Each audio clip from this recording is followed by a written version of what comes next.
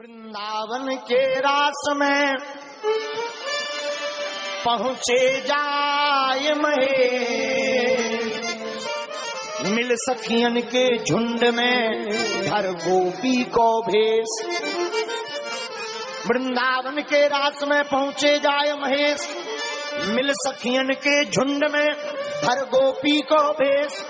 नारायण ब्रज भूमि को सुरपति नामत मात, और यहाँ आए गोपी भये श्री गोपेश्वर नाथ। बोलो गोपेश्वर नाथ की है हो।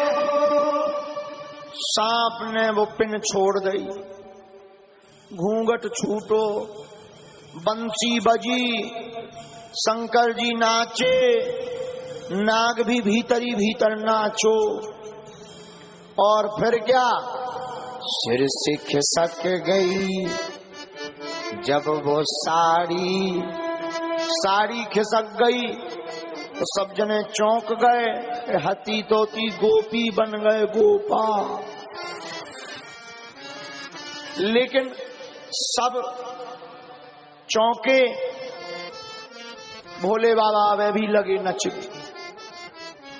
पार्वती जी ने तो 2-3 बेर हाथ पकड़ोगे अब तो होगा सब गोपियां एक तरफ खड़ी हो गई। हे राम, हम तो गोपियां समझते जाओ तो विचित्र गोपा है। अब पार्वती जी बोली अब रंदो, शंकर जी बोले नाचो। बाद में जब शंकर जी लगो के हम ही भरा नच रहे, तो जितने पे खड़े थे उतने पर ही खड़े रहे। और आज भी वृंदावन में गोपी वाले गोपेश्वर नाथ खड़े हैं, नाम गोपेश्वर नाथ महादेव पड़ गया। बाद में जरूर सांप पे बोले काय भैया ये क्या है। सांप बोलो क्षमा करो, हमें भी तनक डांस में करे आओ।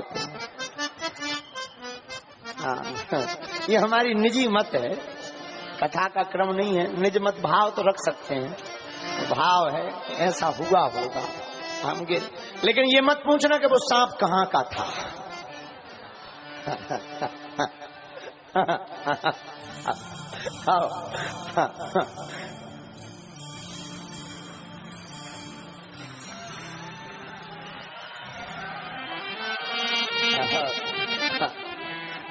विदिशा को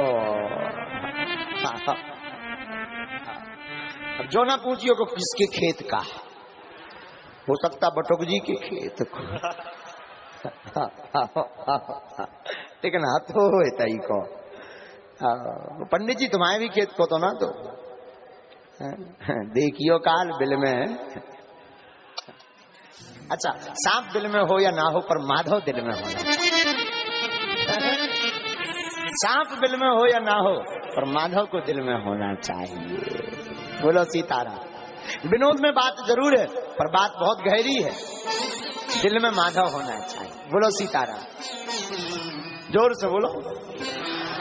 रास ऐसा हुआ, रासेश्वर महादेव बन गोपेश्वर महादेव रास बिहारी सिंह ठाकुर। आगे समय बीता, राजा कंस के पास नारद जी गए, अक्रूर जी भगवान को लेने आए। और हम विरह की कथा सुनाते हैं तो ज्यादा डूब जाते हैं, तो विरह की कथा हम बोल नहीं पाते हैं, क्योंकि भगवान जब ब्रज छोड़ के जाते हैं तो ऐसे लगने लगता है जैसे प्राण ही निकल कर बाहर जा रहे हैं। हाँ, अक्रूर जी भगवान को लेने आए वृंदावन। गोपियों को पता लगा भगवान जा रहे हैं। और एक बात बोले, भागवत में यहीं से गोपियों का और राधा रानी का 100 साल का वियोग है भगवान से। तो 100 साल बाद में आप विचार करो, किसी के साथ आप बचपन में बहुत रहे हो तो 100 साल बाद फिर वो मिले, ऐसा तुम्हें पता हो वो छोड़ के जाए, आप पर क्या बीतेगी। गोपियों जैसा वियोग किसी ने नहीं सहा। धन्य है गोपियां, इनका वियोग धन्य है। महाराज, आज भी वृंदावन में एक क्षेत्र ऐसा है जहां खारा पानी पाया जाता है। क्यों? गोपियों के रोते रोते इतनी रोई, भगवान के जाने के बाद गोपियां इतनी रोई कि वहां का जल भी आंसुओं से भर गया और वहां का जल भी खारा हो। इतनी विरह, ये विरह सिर्फ गोपियों में से, विरह की याद तो सिर्फ गोपियां जानती। वो छलिया लौट के नहीं आए, मनमोहन चले गए पर लौट कर आए। जब भगवान जाने लगे तो मधुमंगल कहता है, सरकार आप जा तो रहे हो पर खबर भी है कि आप किसी के प्राण भी हो, और आप कहते हो रहना हम आएंगे। एक पल नहीं रहा जाता आपके बिना, हमको आदत हो गई आपकी। जाएं तो जाएं, आप छोड़कर जा रहे हो ठीक। जब भगवान जाने लगे तो उस दिन श्री राधा रानी जी आई बरसाने से, और आज यमुना के तट पर श्री राधा रानी जी खड़ी हैं, भगवान खड़े। आज भगवान को जाना है, रोज बात करती थी पर आज श्री प्रियाजू ने बात नहीं की, आंखों ही आंखों में बात कर रहे भगवान। श्री प्रियाजू की तरफ निहार रहे, श्री प्रियाजू हमारे सरकार की तरफ निहार नहीं, और श्री राधा रानी जो कह रही है आंखों ही आंखों में, आप जा रहे हो? भगवान बोले हाँ। अब तो आपके बड़े ठाट बाट हो जाएंगे, 16,000 सौरानियां हो जाएंगी, आप राजा बन जाओगे। भला हम जैसी ग्वालनियां गांव की गवारने कहां याद आएंगे? भगवान कहते नहीं, ऐसा नहीं। आंखें भर आती हैं, झरझर आंसू बहते हैं। धन्य है गोपांगनाओं का प्रेम। गोपियां कहती नाथ हम सिर्फ आपकी याद में जी लेंगे और कुछ नहीं जी, लेकिन एक बात बताए जाओ, क्या आप आओगे? भगवान बोले आएंगे। बड़ा मार्मिक प्रसंग है। भगवान चले जाते हैं, यमुना जी को प्रणाम करते हुए भगवान मथुरा पहुंचते। मथुरा की रानियां मिलती हैं भगवान को, भ्रमण करते भगवान मथुरा में।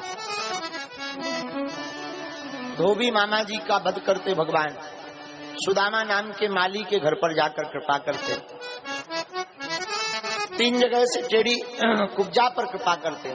कुबलिया पीड़क नामक हाथी को भगवान मारते मथुरा में, और जहां राजा कंस ने भगवान को मारने के लिए रंग भूमि बना रखी थी,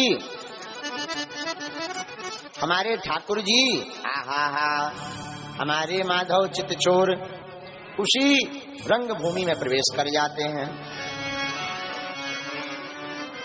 महाराज जी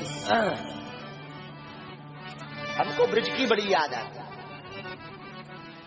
बहुत आती, और ब्रिज से ज्यादा जब मथुरा की बात आती है तब बड़ी याद है। ज्यादा तो नहीं पर कुछ दिन तो हम रहे हैं, 2-2, 5-5 दिन। और एक दिन हम बैठे बैठे कल्पना कर रहे थे कि भगवान की कथा कहते कहते जब भगवान मथुरा की बात आती है तो हम नहीं कह पाते, और वहां वृंदावन में बैठे बैठे हम सोच रहे थे कि यहां से भगवान जब मथुरा गए होंगे तो गोपियों की क्या दशा होगी।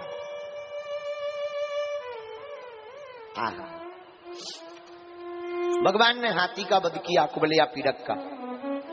राजा कंस सिंहासन पर बैठा था, बाल पकड़ करके घर्षण किया, और सभी पापों को याद करवाकर भगवान ने एक मुष्टिक का प्रहार करके राजा कंस का भी वध कर दिया। बोलो वृंदावन बिहारी। पापी कंस को मारा। संदीपनी आश्रम पढ़ने को गए, जरासंध ने आक्रमण किया, भगवान रण छोड़कर भागे, भगवान का नाम रणछोड़ दास पड़ गया। द्वारका में जाकर के द्वारका का निर्माण करके भगवान रहने लगे, और भगवान द्वारकाधीश हो गए, द्वारका के राजा हो गए। बोलो द्वारकाधीश भगवान की जय। और भगवान के विवाह की चर्चा लोग शुरू करते हैं। भीष्मक, विदर्भ देश के राजा महाराज भीष्मक, भीष्मक के बड़े पुत्र का नाम रुक्मी, एक पुत्री है जिसका नाम रुक्मणी है। रुक्मिणी का विवाह रुक्मी दमघोष पुत्र शिशुपाल के साथ करना चाहता, लेकिन रुक्मिणी मैया हमारे सरकार से प्रेम करती। उन्होंने 7 श्लोकों का एक पत्र लिखा, भगवान को कहा कि आप पधारो, हमारे यहाँ देवी पूजन का विधान है, आप देवी पूजन करने आना, हम आएंगे, आप हमारा हरण करके ले जाना। कथा सबने सुनी है। भगवान रथ लेकर के जाते हैं और रुक्मिणी मैया का हरण करके लाते हैं और द्वारका में आकर के वापस विवाह की तैयारियां चलती हैं। आओ हम लोग भी भगवान के विवाह में सम्मिलित होते हैं और कल कथा सुदामा चरित्र करके कथा को विराम करेंगे, तो कल 3 बजे आना है। आज आओ हम सब भगवान के विवाह में। कौन कौन बराती है? सब बराती तैयार हो जाओ, बोलो दूल्हा सरकार की।